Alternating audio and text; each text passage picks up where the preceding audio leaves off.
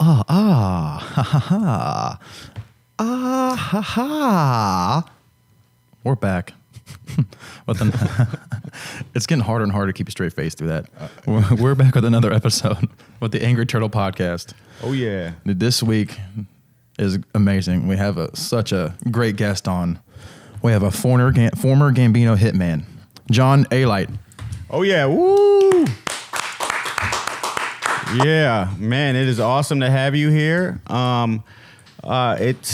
It's actually, I grew up with the mob, watching it on TV and everything, so I'm well versed in it, and I still have a lot of questions that were left unanswered in my mind too. So I'm glad that I'm able to get you here and discuss a few.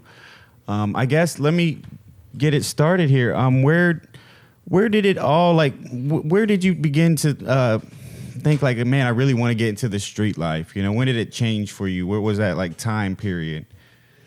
I think since I'm a kid, subconsciously, I always wanted to, because I grew up around these guys since I'm 3 years old. My dad had me around guys like Charlie Luciano, from Lucky Luciano's first cousin, who was a Gambino soldier. So these guys were the type of guys I grew up with since I'm a baby. So I had the exposure. That makes sense. I understand that. I got a really kind of offbeat question. So out of all the gangsters, the mobsters that you've ever met, who is the funniest guy that you've ever met? Or was that allowed? I mean, something people did was joke around, or was that like a by rule to get you whacked, or how that all worked? No, you know what? It really is a good question, because most of the guys, we like joking around, and there was some really funny guys that were around. And I think one of the guys that clowned the most, and was probably one of the most wild guys too, was Bobby Borriello. So Bobby ends up getting killed in front of his kids in Brooklyn, but he was shot 10 times, but he liked to play around. He liked to joke. So I would say he was one of the funnier guys in the street world that I was very close with, and that had a great sense of humor. That is interesting. I always wondered. I'm like, do they have a sense of humor? They got to be some of them got to be funny. So that's good to know that. Also, I guess. So when you went down to Tampa, I think you got into a valet scheme there. Was it Tampa? How did that all work out? What was the pitch for the whole scenario? I guess that was something I couldn't really imagine the finishing. I mean, is that something you can give us information on? Like, how did you do that shit? Yeah. And said, fuck you, pay me. So, I went to college down there. I played baseball down there. Mm-hmm. And a couple guys I knew that were friendly with me talked to me about getting in the valet parking, not just the valet business. I think that during these interviews and different things, people lose it and think I'm just in the valet business. But I was in the whole parking industry. We would lease lots and buy lots and do valet also. But I got into the parking business because it was a cash business, right? Smartest way that nobody knew where our money was. You could clean drug money, clean illegal assets, and we bring it in. So it fit my world. That is cool. I wanted to ask you, I listened to your story. I was up all night, watching your stuff, dude. Late. And I was up till about 4 watching your stuff and your show. And I was wondering, listen to your story about how you said you told the bouncers, don't be here, don't be coming back to work unless you go through us, unless you go to work. And I was like, when they didn't take you serious and you had to come back that night, when you said that to them, do you think they were taking you serious when you said that, or do you think they were just like, this guy, or something like that? And they're just like, because I always wondered, what would my reaction would be if somebody is dead serious is like, you're gonna get shot, bud. Don't come to work. I'm gonna take that shit serious. Well, I'm gonna tell you what the problem is. It's kind of like now guys that troll and talk stupid, and they're always talking, whether they're talking about me or somebody else. They just think they're never gonna be a victim. They figure, this guy's not gonna do nothing, or this guy's not who he is, or what he says he is, or what other people say for some reason, or they believe that they got somebody that's gonna protect them, whether it's law enforcement or another gangster. But people are just so fucking naive that, they think because they got away with it or heard somebody else get away with it, they don't know the circumstances. They don't realize that in this life, you're very patient, and sometimes it's one day, sometimes it's 1 week, or sometimes it's 10 years. but somebody's going to pay for, the stupidity. And there's victims there every day. And guys make themselves vulnerable to be one out of false security, thinking that someone's going to protect them. And I used to tell them all the time, I don't really give a fuck who your friend is. After I hurt you, I'll deal with him next. But they're too stupid to get it, Yeah. That's great. Yeah. When did you meet the Gotti family? When was it? When that all come about? I mean, I don't want to get. I know you guys have a history and stuff, so like. Don't make me blow up and I'm trying not to. all kinds of names and whatever. But listen, I met him when I was a kid.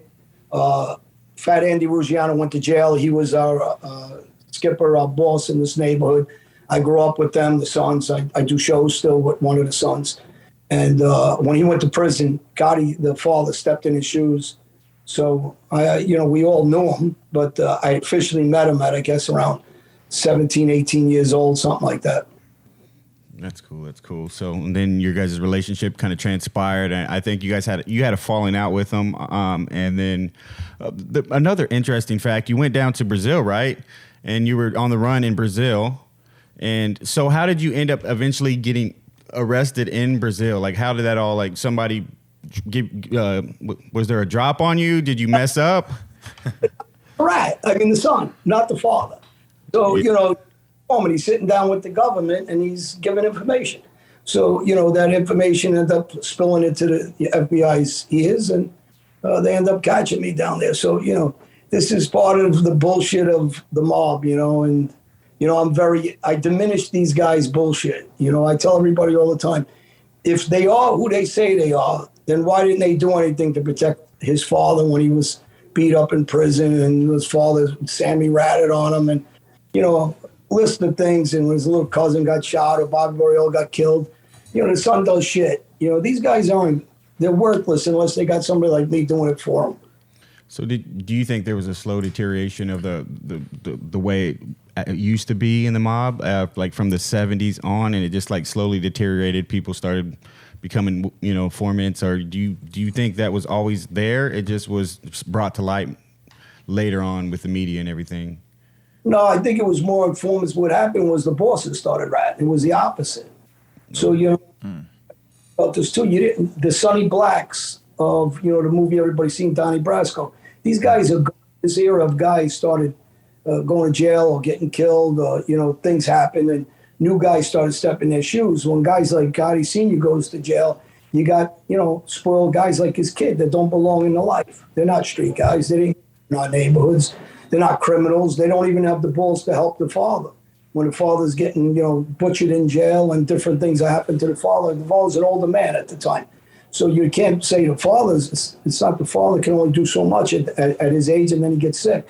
But when these guys aren't stepping up, and then you got guys like his son that become informants and excuses why they're informants, and guys like Al Diarco from the Lucchese family, Joe Messina from the Bonanno family wearing wires, Sammy Gravano talking nonsense still that he'll die in the life. He's full of shit.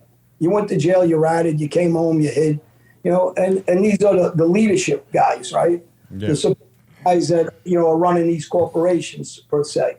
So, when you have your CEO and CFO or stool pigeons and informants, and they're not capable of really killing, they tell you they're killers. But a guy like Gravano, same thing. Killed one guy at 19. These guys sell snow stories. They're storytellers, but they're not, they'll tell you who they met, bullshit stories. And they don't tell you about themselves because they really never did shit themselves. So, and, I'm very aggressive about saying about these guys. They're frauds. Yeah, I think probably they've over-glorified it, but that's it's still exciting, I guess. Yeah. It's good like imagery, I guess, and it's good to think about, I guess.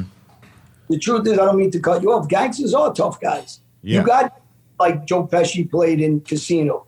These are legitimate killers and tough guys. You got guys like Jimmy Burke from Goodfellas, a legitimate tough guy. There are those guys. Yeah. But then you have guys that are frauds that are living off the myth of other guys. That's the problem. So don't get me wrong. There's some serious, dangerous guys out in the street even today. But guys that are fake are destroying what people really understand as the mafia. So yeah, that I see it. I see it. It's been everywhere you look now. You got somebody giving a counter story, and it's going back and forth, and yeah, it's become a little bit washed down. But so in your time in the mob, like who was beside yourself? Who was the craziest guy that you ever encountered? Like maybe somebody that maybe edged you a little bit, possibly, or somebody that you were just like, I'm not gonna fuck with that guy. Nah, when you're on the street, if you're a real serious guy, there's nobody. It's like I brought this up before. It's like a guy that's a fighter in a UFC or a MMA or boxer. You don't duck anybody. You get in a ring and you fight. This is part of the life. So, you sign up for it and there's nobody you're going to duck. But I'd say in my neighborhood, the only guy that I really knew, or guys that I knew that were out there doing the work like I was doing, were guys in the other neighborhood, Middle Village. Anthony Tabita, Michael Dorso, Cookie, Fabio, Vito Guzzo. These guys were legitimate. Nobody, whether you like them, dislike them, people have a lot of bullshit to say about all of us. But all of us guys know who the real guys were when we were out there.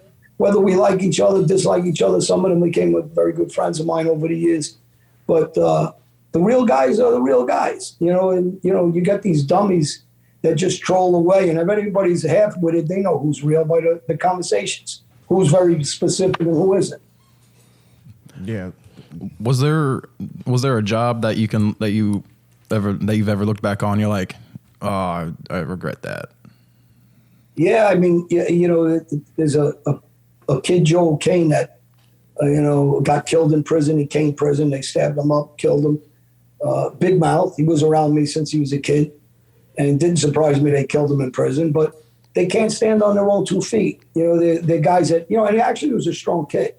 He came from a good family, but just another piece of shit. And he came to my house at 2 a.m. And he was sitting on his porch, and a couple of kids had an argument from the neighborhood, and he was with his girlfriend. He worked for me. And instead of fighting him, he comes to get me. So that'll tell you how tough he is. And I ended up baseball batting the kid, John Keegan. He lives around the corner from me. He was a tough kid, and he happened to be right. He wasn't wrong, and I've always regretted it. I tried to apologize years later. He wouldn't take the apology, and I don't blame him for not taking the apology. It was probably the stupidest thing I did on the street in my lifetime as a gangster. Is what drew you to like the bat, like a baseball bat? Like, was there just like you don't want to be like, oh, knife or a gun. Did you want to be a baseball player prior to that? That's why I wore the shirt. I think it's because really, I mean, all joking aside, even on what you guys just joke, but it's true. I'm a baseball player. I was accustomed to swinging bats. Oh, shit. Well, bat pretty good because of the way I use the bat. But my whole life, whether you're learning how to bunt the ball or, you switch hitting, up at the plate, so you had a lot of control over something you feel comfortable with, and it ended up becoming something I use in a bad way, unfortunately. And I started using it a lot on guys that I felt deserved it. And it's one of those things that you got to live with it. I mean, I did it. I got to live with it. And don't get me wrong, some of these guys that talk the way they talk now, you wish that you were back in the old days to put it over there. Yeah. So do you find now that you're out of the life that you still are able to do things that are exciting in the same sense, that give you the same thrill? Or what do you do now to keep yourself busy and keep the spark going? Make fun of these frauds that talk like they gangsters. That's not a bad job. That's not a bad job. Sign me up. Sign me up. I got the way to speak, and none of them. I wish you guys do interviews with any of these guys you see on the shows and be very specific. I tell everybody, because you can weed them all out. There's probably 20 on these stations, and I guarantee you can get rid of 18 of them if you ask them specific questions. So, don't let them dance around. Make them tell you what they did. They're full of shit. They never had 2 cents. They run and hide. They go with a group of guys. This ain't gangsters. This ain't tough guys. So, yeah. I always fantasize about like Carlos Gambino, Joe Bonanno, the older school guys. It seemed more mysterious back in the day, and they seemed more like a real cult club-ish type. Like it seemed tighter, but I don't know. It just seemed like once the news and media picked up on it, it was all downhill from there. But I don't know. Well, yeah. which, did some things, and, new generation of thinking like the rest of the world. It just changed. It's a different world, and which is a good thing. But you have some of those old timers that had different ways of thinking. They were quiet. I mean, I always liked the Gambino family itself. The Gambino family. I'm talking about Italy. It's a different mindset than the American mob guys. They were more boisterous, braggish, not about it, and they just don't live by the rules of what that world was supposed to be about. So, I talk about the European attitude and mindset. I travel abroad a lot, so I understand their thinking compared to the thinking here. And, these guys just lost what this world life was about at one time. I got a weird question. Bear with me, John. So who do you think's tougher, like the Albanians or the Italians, like the mafioso? Because I know Albanians, they're in the shadows. They really never got, a lot of airtime or play, but I know that they're people that not to fuck with. So who do you think would be tougher, and if you put them on a video game together, who's coming out? I'm laughing because I'm Albanian and we're all going to talk about that. Violent and than them. It's just a fact. We around the world are violent. Maybe at one time the Italians were, back in the old generation of guys, 50, 60 years ago. We're the hungry immigrants around the world. And we're definitely known to be at war through the generations of the existence of Albania since the Ottoman days. And we're just aggressive people.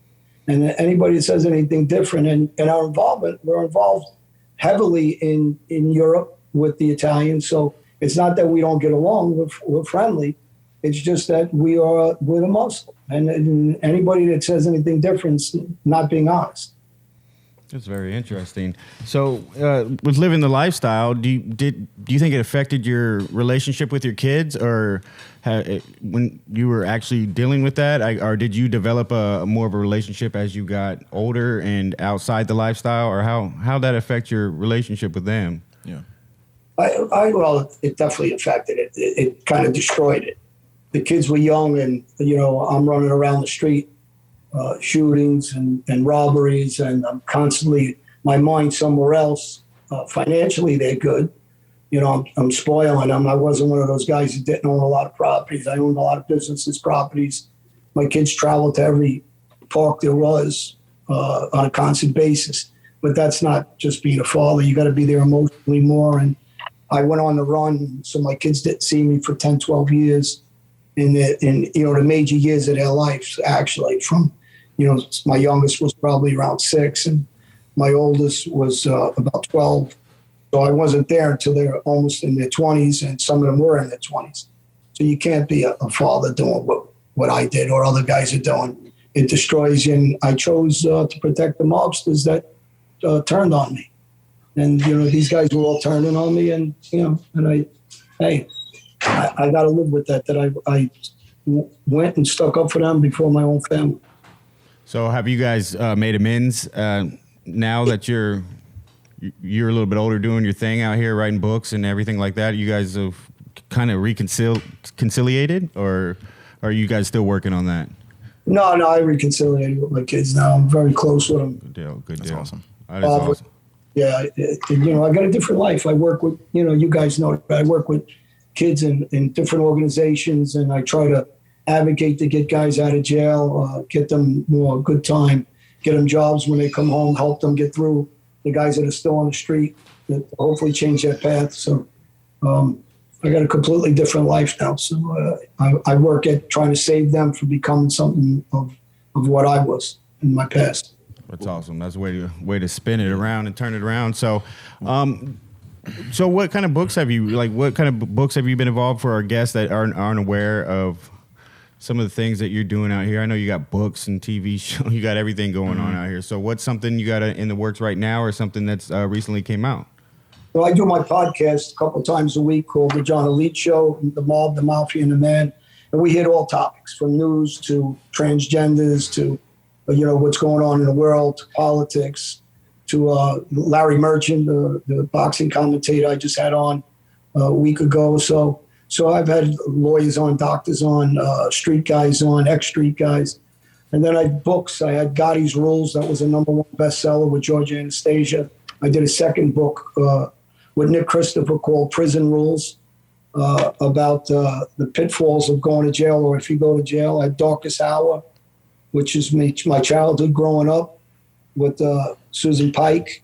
I did another book with Lou Romano called Mafia International. It was my last one. It was perspective of the boss of Philadelphia's son on his take on it, the boss of Denmark, a chapter on him, some black friends of mine that were street guys, gangsters, their perspective, and a couple other guys that were in there, other gangsters, their perspective of me and the life. And then I did another book called Death Haven. It was a spin-off of Darkest Hour, my childhood. And I did that with another woman, Katie, and she helped me rewrite that book. So that was #5. That's awesome. Well, you've been busy. Yeah.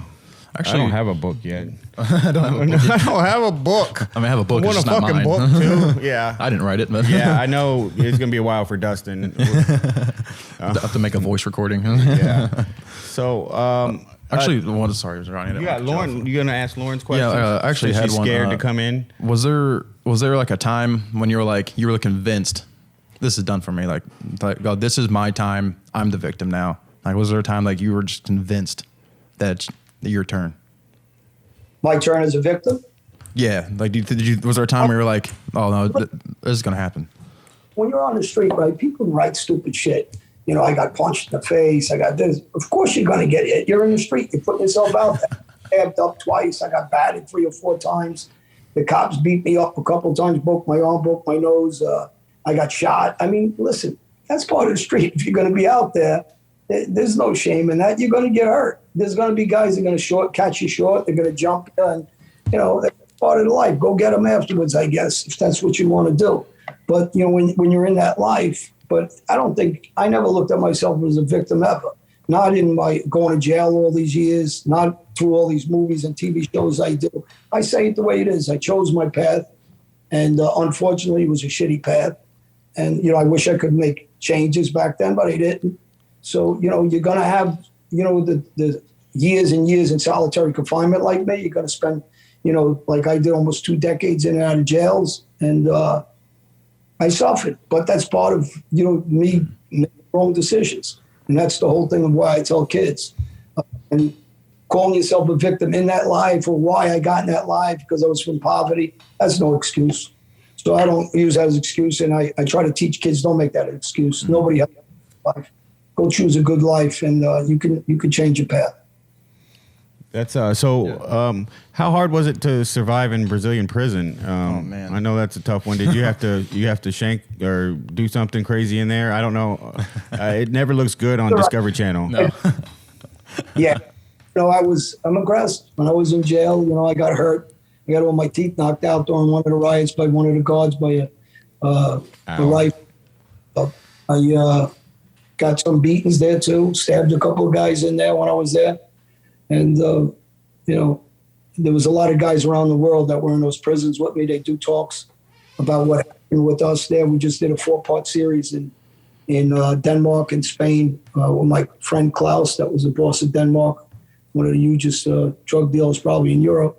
He was one of my partners in prison and outside of prison before we got to Brazil. And so guys, we discussed exactly in that series what happened and all the violence and riots that we were involved in to survive those conditions, which is like being in armed forces in a concentration camp, whether it's concentration camps in China or one of these countries, or the old days of Germany, Nazi Germany. The conditions are horrific. State senators and people in the country of Brazil, anybody's familiar with those jails, they can read the documents on how bad it is. So what did you guys eat? Like, what was a typical meal for the day there? Every day, rice and beans. Oh, fuck that. In big containers with bug infested rat piss in there, and you eat it.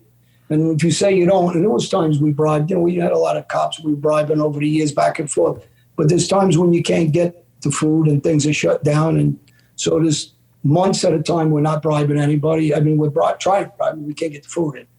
There's different security there and different reasons why. And then there's times when we get a couple good days where we're bringing in food and we're bringing in alcohol and we're bringing in girls. So it's a crazy system. It's very dangerous. A ton of guys are getting killed there every year and dying there from diseases and stuff. So did you enjoy Brazil prior to that? Were you enjoying your time in Brazil? Oh, look at you. I mean, it's a nice place if you're in the right part. So I learned to speak Portuguese. I traveled all over Brazil and Florianopolis and Curitiba and Búzios, and some of the people, Victoria, people that are Brazilian understand all these hot spots, fun spots to go to, and the beaches are full of beautiful women from every culture. And so I lived in Copacabana. I had a beautiful girlfriend down there, and other girls. And it was just great weather, stores. You had me at girls. You had me at girls. You had me there. I was sold. Copacabana. I know that song too. Yeah. No, that sounds actually it sucks, but it sounds really fun. I guess I don't want to glorify it though, but well, he had me at girls. You talk. Well, speaking of glorifying it, like, what do you think? Like, have you seen like any like mob movies where you're just like, what the hell is this? What is this shit? Like, or it's just like genuinely just like everything you've seen is just like, this is not at all how this works. I mean, some jails you have it made. Like, I got locked up for bribing cops. But, that's one of my cases. So we had food. I was bribing them not for drugs or anything like that. I was bribing them to bring in, lobster. It was just like in the movies. You see good clothes and wine and, different food from when I got out. So, and trying to help them bring in kits so they could get their wives pregnant. And, so that was one of my cases. It was all over 2020 and I don't know, a lot of coverage on it when they caught us with all that. And, it's part of these movies are made from guys like us that are really doing that in those jails. So, Goodfellas is a movie about some of my friends and their sons. They stay with me. The Burke family were very friendly with me at one time. Frankie's passed away, got killed, and he died. Was one of my best friends. So, that's for other people. It's the movies. For us, it's reality. Mm. It's just a different world. And, listen, it's not a good world. We made fun of what we could, enjoyed it, but at the end, we all suffer. And just what I said, my friend Frankie's dead, and Angelo Costelli's dead, and Greg Ryder's dead, and Kevin and Dennis Pittman are dead. Mikey Merlo's dead. Billy Estream is dead. Patsy Adriano Sr. is dead. I could go on. They're all dead. These are my friends, right? So some of them very close to me. And that list can go on to a couple dozen, more that have been killed, that grew up with me, stay with me, work with me. So when people say, oh, it's a great life, they don't know what the hell they're talking about. I said, so I don't think I'm not suffering through my past now. I am. It's just that no one gives a shit that I'm suffering and I'm not playing the victim. Yeah. Yeah. So are you happier now than you were back then? How's life treating you now? I have the money I used to have, obviously.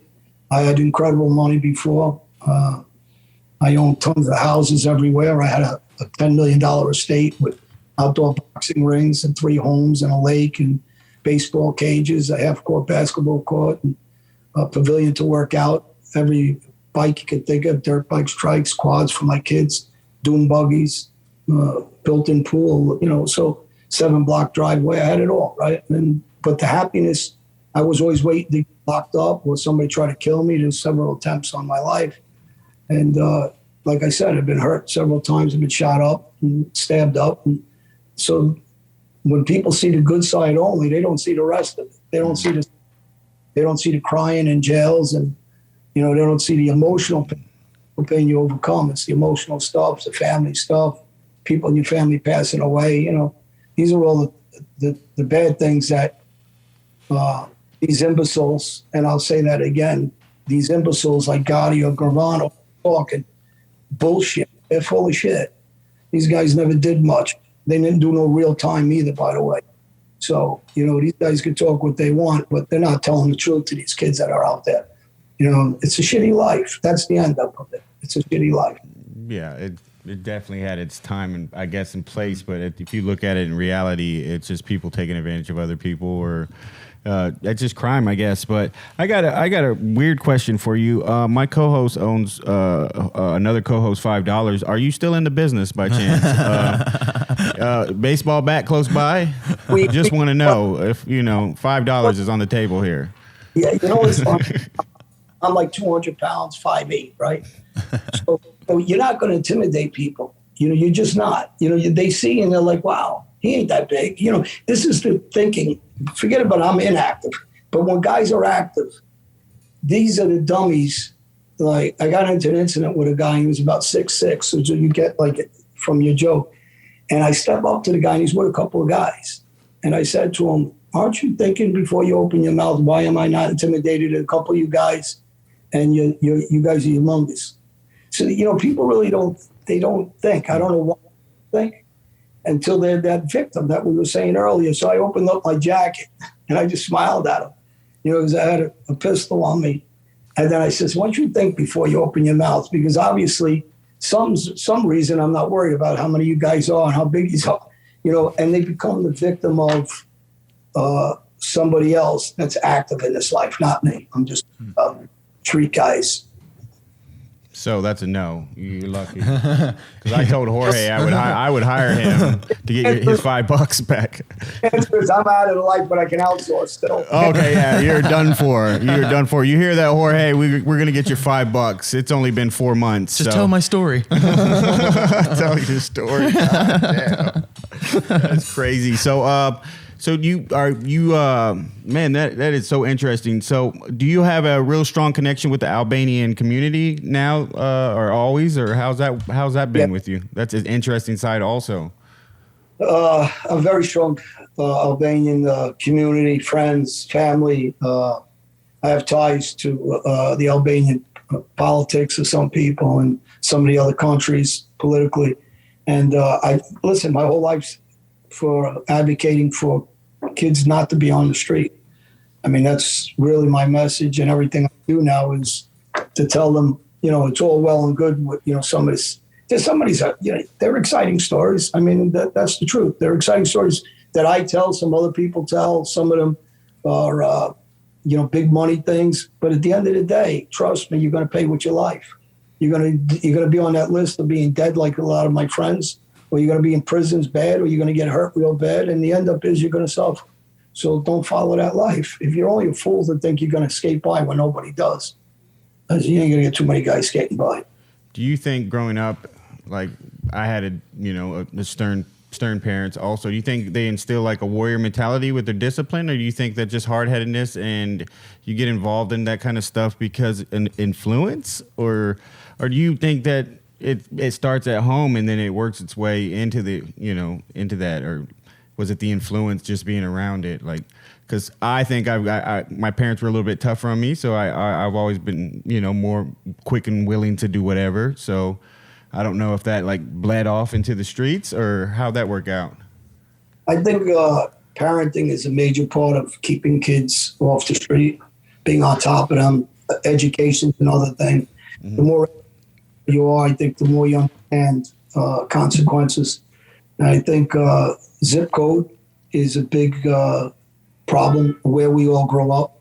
Some of the neighborhood kids that grew up, maybe Black, Spanish, we all grew up together. We all are coming from poverty. And sometimes we lack confidence in the ability to go out and know you can make money in a different way. We see the fast money and we want it. And a lot of it also is me seeing violence. I grew up in a violent family. They were all fighters, boxers, gamblers, around other gangsters. So I think it's a whole, it's the whole package together caused it. But a lot of it's zip code, without a doubt. And, when people are talking bullshit in politics, I can't stand hearing them talk about defunding police and this other nonsense. It only affects the neighborhood. You guys all got private property, live in houses with these rich people like Whoopi Goldberg or Robert Rothstein.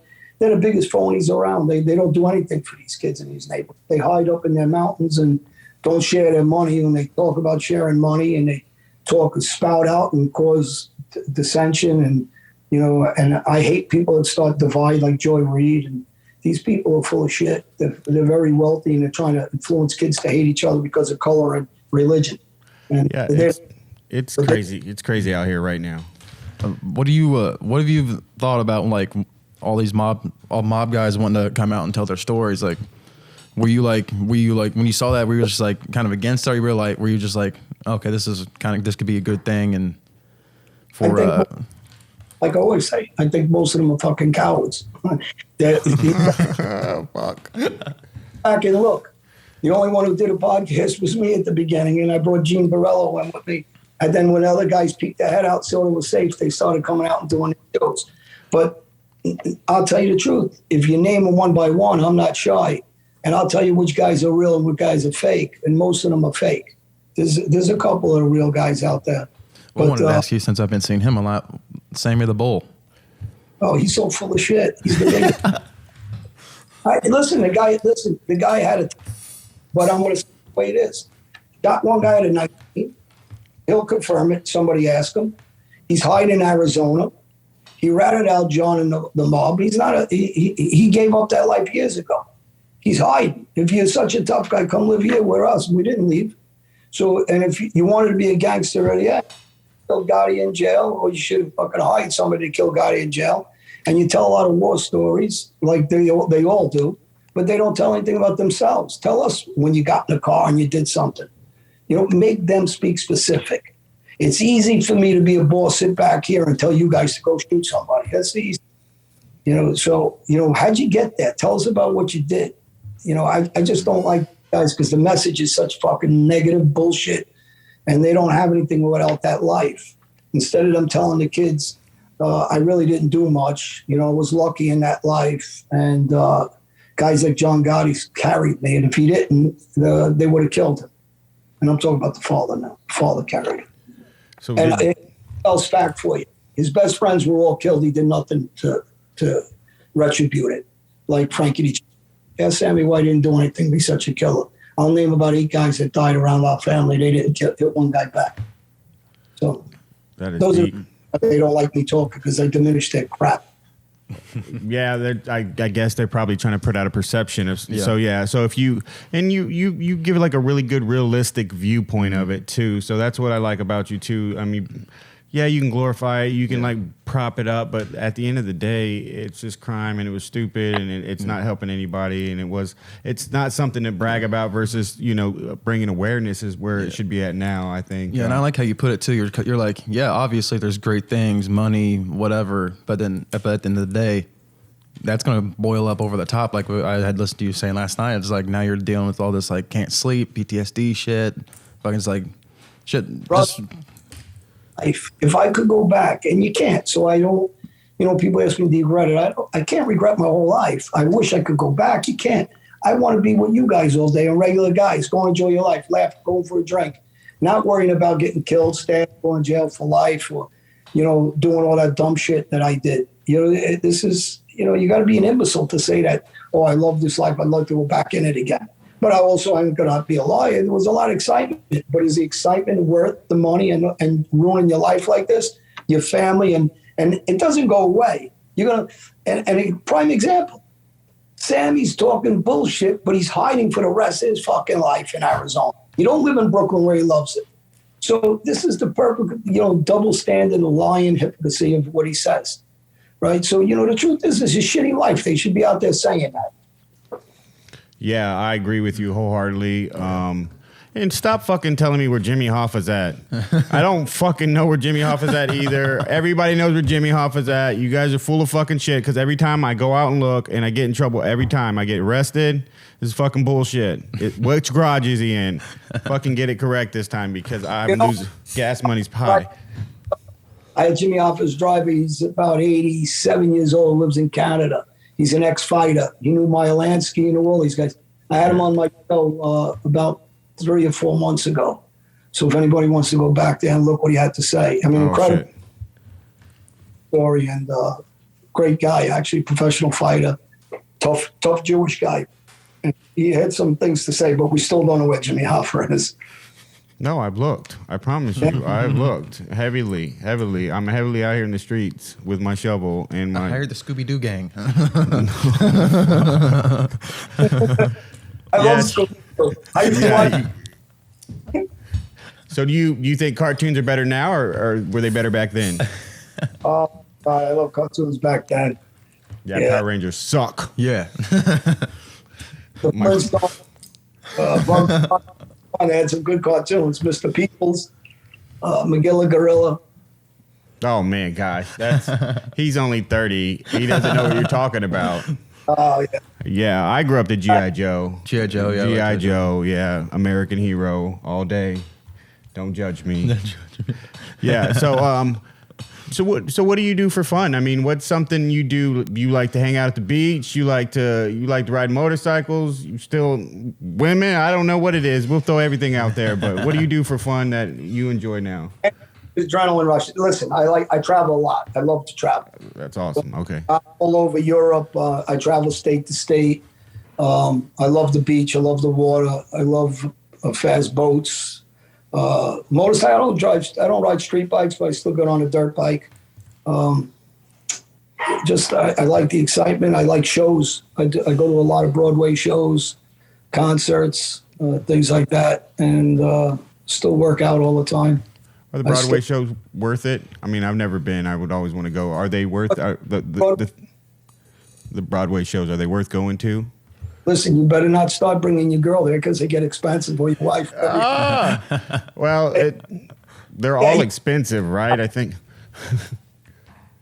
I like operas, believe it or not. I like opera. I like classical music. So, I'll go to those kind of shows too. So, listen, I like anything that you enjoy life with, right? I like all kinds of music. I listen to rap to classical. That's awesome. Yeah, he listens to hard rock that you can't understand. It's like, if I do what the all Hammerheads in Long Island. It was the hottest rock club in New York for a year. Look it up in the 70s. It was out in West Islip. Anybody that's from New York will know the club, and if they're my age or close to it. I also want to ask you about you into comedy? You big into comedy at all, or? Like you Joey Diaz? Of course. My partner, Mike Dowd, that did the show with me from the 7-5, he was on the Joey Diaz show, and I got another was good friends with Joey Diaz, grew up with him. That dude is so wild. Yeah. Just listen to that dude just going off on stage. Those edibles like him. Oh my God, the stars are dead. Yeah, he's good at giving imagery of what it used to be like, where you could just beat up somebody by a cop, slide him a 10 because the person was in the wrong and the cop's going to go by their business, that. He actually kidnapped a prostitute. He was like, I was just in the car. I don't know what happened. Yeah, I guess who's a couple of your favorite stand-up comedians if you had like 3 to choose from?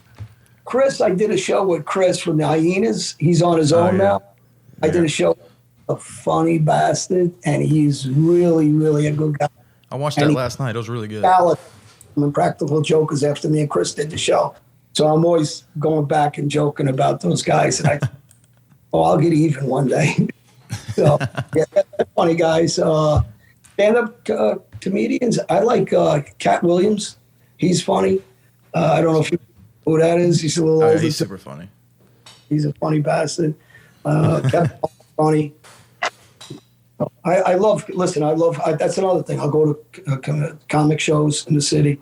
I like to joke a lot. And comedy out there is insane too. It's like you can see like pretty much any kind of comedy, any kind of person you want at any given moment, really.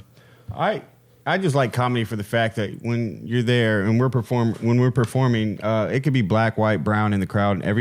Nobody's forcing anybody to laugh. Yeah. Everybody's just doing it because it's funny. And in that moment, I find like some peace in myself. I'm like, this is beautiful right here in this little moment. Everybody's laughing together. There's no hate. It's just a beautiful time when you can capture that moment. Exactly. And me being so weird, I'm like, oh, this makes sense. Yeah, he has great I'm not even going to say the jokes. Yeah, I'm not even going to say the jokes. Let's just say I've been laying off my school shooting joke for the last few weeks. Yeah, he tried it everywhere. He's steering clear of that one. I can't.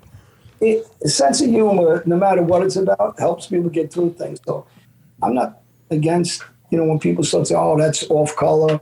No, I think a lot of it is what helps people get through it. Because if you don't approach it, talk about it, and get through some of the serious stuff, whether it's, wars that we were in, 9/11, any of this, George Floyd being choked out. I mean, any of that, humor comes with it, whether we like it or not. Humor about, my situation over the years.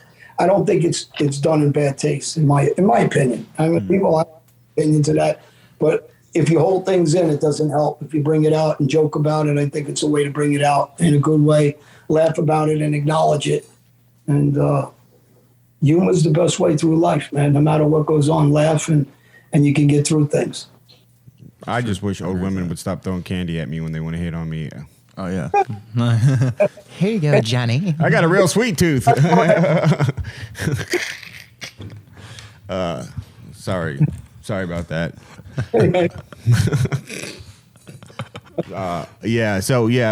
This is awesome. I guess you got anything to plug before we get off here? Anything you would like to talk about and like get on to promote and keep talking to you all day. Yeah, we could actually. I want to know about your fashion sense. Anybody wants a lottery ticket, they can contact me at johnalite.com. And my website, True John Alite, is my Instagram. And no, I just got a lot of shows out that are coming out. I got another Netflix coming out. I did the 3 parts in Fear City that was out, was number 1. I did Locked Up Abroad. I did a lot of reels and different shows like that, Showtime. So I've been all over. If somebody wants to look me up and see some of the shows. I got a horror show that's coming out, Sick Minded. Jeff Hewlett is the executive producer. We just did that in Miami. I'm not sure when that'll be out. Me and Mike Dowd did that with Jeff. Jeff's a great guy, talented, him and his buddy. And they did a short on that was very successful. This is going to be the full film. So it's Sick Minded. And that's another thing. So, yeah, I stay busy. I'm all over. I'll be going out of town tomorrow to do a TV show. And then I'm shooting out to Wisconsin. So I'm just staying busy, staying active. You should start taking up stand-up comedy. Yeah, how would that be great? Yeah. Can you imagine? Imagine him getting heckled. You're gonna fucking laugh. I got the bat here. I'll be back here in 24 hours. I will laugh at you. Lauren will not be there, but so how was the penthouse? I seen you, Mike. It looked like you had the whole freaking floor to yourself. Was that nice or? Oh yeah. Yeah, I'm in the middle of a project with a friend of mine. He's also Brazilian, and he's the owner of that place. And so we have some good times. And we were at dinner recently, and there was a video out with us all at dinner. But Mike's a character. Pete's a great guy. My other friend Mike's always with me. So we got some projects that we're running right now, and we laugh a lot. That's one thing about what you guys said about humor. That'll get you through anything, life. And, so I hope we can influence some of these kids that are on the street. Fuck the street and do something positive. Oh, by the way, I want to shout out to Sleep Bugatti. He's on my pages. He's a rapper from Chicago, and very successful, and he's getting there. He's getting up. And, I want people to follow him. Young kid, positive. So Awesome. Oh, yeah. I'm going to have to go check him out now, too. Yeah, definitely. So you want to close us out here, bud? Yeah, man. Thanks, John, for coming on again and taking the time and, hanging out with us. Couple of mooks. Don't you dare. Sorry. Not at the end. I've been using that a lot. Yeah. I've been using that a lot. But we appreciate you coming on, man, taking the time. You guys can check us out on Spotify, YouTube. We're going to be everywhere. We appreciate you checking us out and watching. And we love you faces. Peace. It was nice talking to you guys.